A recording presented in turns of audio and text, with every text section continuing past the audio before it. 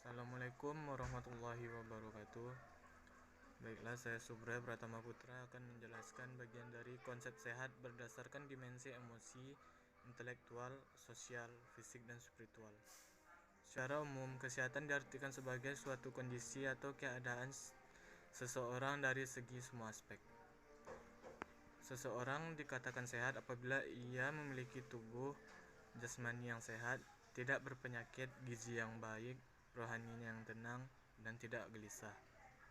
Konsep kesehatan dapat diurai atau dapat dilihat berdasarkan dimensi-dimensi, yaitu dimensi emosi.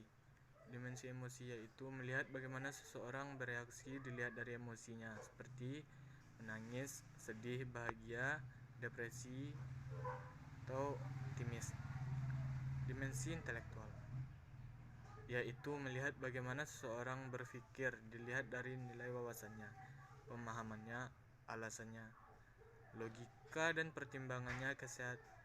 Kesehatan intelektual tercermin pada berpikir atau jalan pikiran.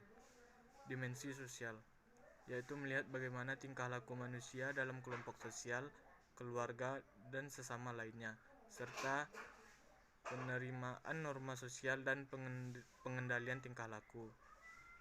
Kesehatan sosial terwujud dari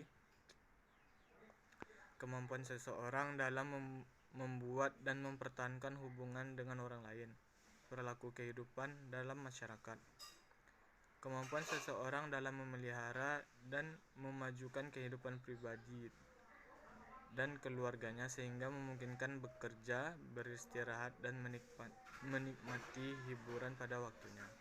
Kemampuan seseorang dalam berhubungan dengan orang lain atau kelompok lain secara baik, saling toleran, dan menghargai tanpa membedakan ras, suku, atau kepercayaan, status sosial, ekonomi, politik, dan sebagainya. Dimensi fisik merupakan dimensi yang dapat ditelaah secara langsung atau memiliki dimensi yang paling nyata. Yang pertama, kesehatan fisik dapat dilihat dari kemampuan mekanistik dari tubuh.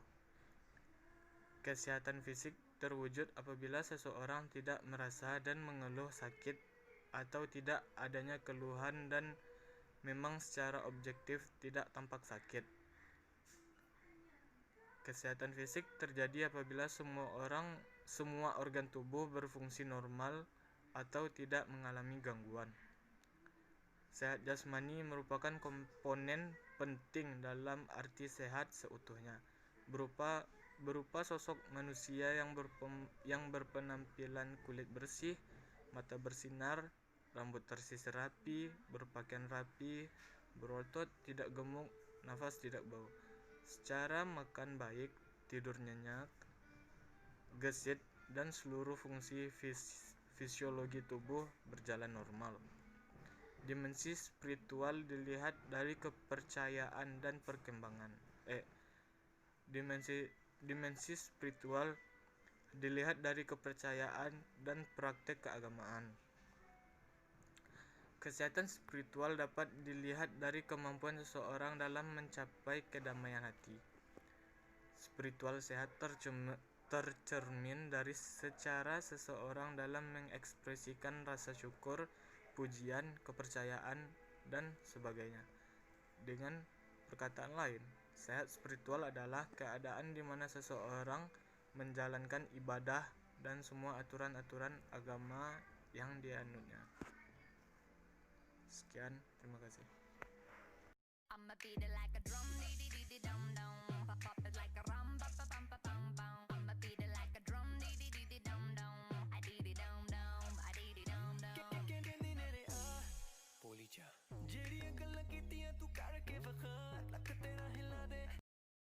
B. Sejarah perkembangan dan timbulnya gerakan kesehatan mental. Kesehatan mental merupakan salah satu kajian dalam ilmu kejiwaan yang sudah dikenal sejak abad ke-19 seperti di Jerman pada tahun 1875 Masehi. Kesehatan mental merupakan suatu kajian ilmu jiwa walaupun dalam bentuk sederhana. Pada pertengahan abad ke-20, kajian mengenai kesehatan mental sudah jauh berkembang dan maju dengan pesat, sejalan dengan kemajuan ilmu dan teknologi modern. Pada awalnya, kesehatan mental hanya terbatas pada individu yang mempunyai gangguan kejiwaan dan tidak diperuntukkan untuk setiap individu pada umumnya. Namun, pandangan itu bergeser sehingga kesehatan mental tidak terbatas pada individu yang memiliki gangguan kejiwaan, tetapi juga diperuntukkan bagi individu yang mentalnya sehat, yakni bagaimana individu tersebut mampu mengekspor dirinya dan bagaimana ia berinteraksi dengan lingkungan sekitar. Sejarah tentang kesehatan mental dibagi atas zaman prailmiah dan zaman modern. Zaman prailmiah terbagi atas zaman animisme dan zaman naturalisme.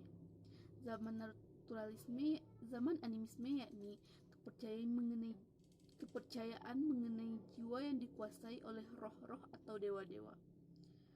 Sedangkan zaman naturalisme yakni gangguan fisik dan mental merupakan akibat dari alam, bukan disebabkan oleh pengaruh roh atau dewa.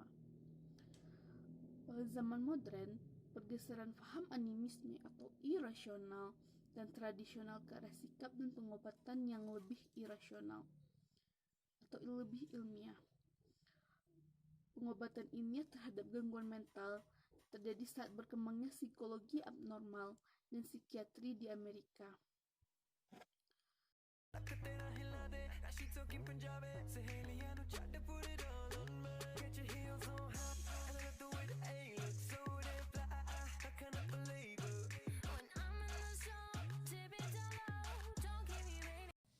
Assalamualaikum warahmatullahi wabarakatuh. Baiklah, saya akan menjelaskan tentang bagian C, yaitu pendekatan orientasi klasik, orientasi penyesuaian diri, dan orientasi pengembangan potensi. Yang pertama, yaitu pendekatan orientasi klasik. Orientasi klasik yang umumnya digunakan dalam kedokteran, termasuk psikiatri, mengartikan sehat itu sebagai kondisi tanpa kekeluhan, baik fisik maupun mental. Pengertian sehat mental dalam orientasi klasik kurang memadai untuk digunakan dalam konteks psikologi. Yang kedua, pendekatan orientasi penyesuaian diri. Definisi penyesuaian yaitu penyesuaian adjustment terdiri atas 3. Yang pertama, diri sendiri, orang, dan perubahan. Penyesuaian merupakan suatu variasi dan perubahan dalam perilaku yang diperlukan untuk memuaskan kebutuhan-kebutuhan dan menghadapi tuntutan-tuntutan sehingga dapat mendirikan sesuatu hubungan yang harmonis dengan lingkungan hidup. Definisi penyesuaian diri sendiri juga bisa sebagai proses psikososial, di mana individu berperan dalam mengelola tuntutan hidup sehari-hari dengan memodifikasi diri atau memodifikasi lingkungan sekitarnya. Yang ketiga, orientasi pengembangan potensi. Potensi adalah kemampuan yang mempunyai kemungkinan untuk dapat dikembangkan. Potensi merupakan kemampuan dasar yang belum terungkap. Setiap manusia mempunyai potensi untuk mengembangkan dirinya secara berbeda. Untuk pengungkapan itu diperlukan suatu kondisi di luar dirinya sendiri. Pengembangan diri adalah proses perubahannya konsep diri yang menjadi fungsinya dalam terbatasnya panggung ruang waktu yang ada. Berarti manusia dapat mengoptimalkan seluruh potensi fisik, mental, emosional, dan spiritual. Terima kasih.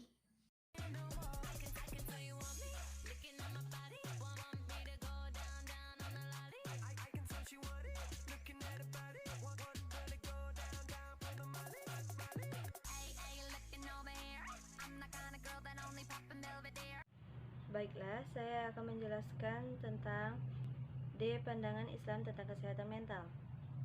Kesehatan mental dari perspektif Islam merupakan suatu kemampuan diri individu dalam mengelola fungsi-fungsi kejiwaan dan terciptanya penyesuaian dengan diri sendiri, orang lain, maupun lingkungan sekitarnya secara dinamis berdasarkan Al-Quran dan As-Sunnah sebagai pedoman hidup menuju ke kebahagiaan dunia dan akhirat. Peranan agama Islam dapat membantu manusia dalam mengobati jiwanya dan mencegahnya dari gangguan kejiwaan serta membina kondisi kesehatan mental. Agama sebagai terapi kesehatan mental dalam Islam sudah ditunjukkan secara jelas dalam ayat-ayat Al-Quran. Di antaranya yang membahas tentang ketenangan dan kebahagiaan. Terdapat dalam Al-Quran surat An-Nahl, surah ke-16, ayat 97, yang berbunyi, A'udzu billahi minasyaitonir rajim. Bismillahirrahmanirrahim.